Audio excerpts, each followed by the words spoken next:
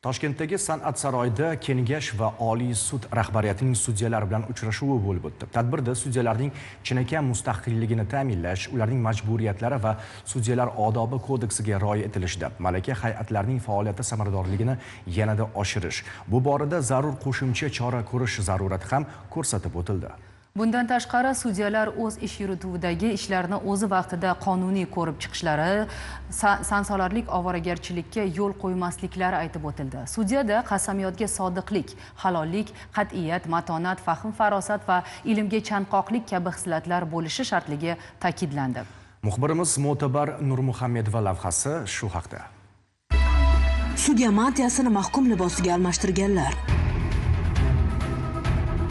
Pora bilan qamalgan sobiq sudyalar va ularning yordamchilarining keyingi hayoti panjaralar ortida o'tmoqda. Ular korrupsiyaga qanday aralashib qolgani va buning ortidan yo'qotganlarini afsus bilan so'zlab berdi. Sudyalar Oliy kengashi, Oliy sud, poytaxt va Toshkent viloyati sudyalarini kinozalga yig'di. Yopiq premyera esa sudyalar va ularning oila a'zolari uchun edi. To'g'risini aytsam, hozir ham anaqadaman. Bu majlisdan keyin ta'sirdaman. Har bittamiz xulosa qilishimiz kerak. Bizga bildirilgan yuksak, ya'ni qasamyodimizga sodiq bo'lishimiz haqida yana bir qayta bir muhokama qilib, oilada mana xulosa qilishimiz kerak bo'ladi deb o'ylayman. Albatta bu filmdan ta'sirlandik. Har bir odam o'ziga kerakli bo'lgan xulosani chiqardi degan umiddamiz. Albatta rahmat deymiz shunaqa ogohlikka chaqirishganiga. Asosiy xulosamiz shunday iboratki, har bir sudya avvalambor o'ziga o'zi talabchan bo'lishi kerak. Oilasini, ota-onasini hamda qarindosh urug'larini o'ylab, avvalambor bevosita ko'rilayotgan ish yuzasidan qonuniy, asosli, adolatli qaror qabul qilish lozim.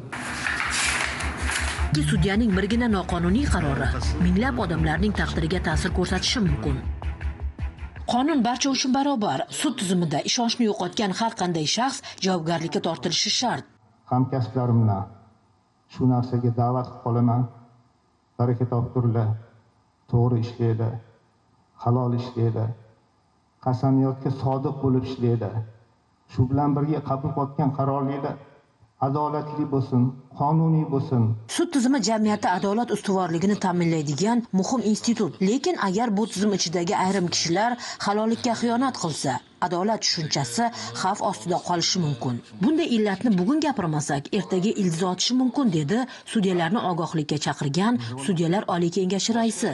2024-yil Toshkent shahrida 111 ta sudyaning xatti-harakatiga nisbatan 111 ta shikoyat tushgan. 77 tasi tasdiqlangan. Odobni buzgan, qonunni buzgan va hokazo. O'tgan yil 49 ta, 23-yilda nazoratga qo'yilganda, 24-yil 40 ta sudyaning vakolatini muddatdan oldin tugatdik. Qamoqdagi sobiq sud tizimi xodimlarining pushaymonlik hikoyasi esa sudyalarga saboq, xulosa berish kerak. Mo'tabar Nurmuhammedova, Sardor Lutfullayev, Zohidjon Mamasoliyev, Toshkent.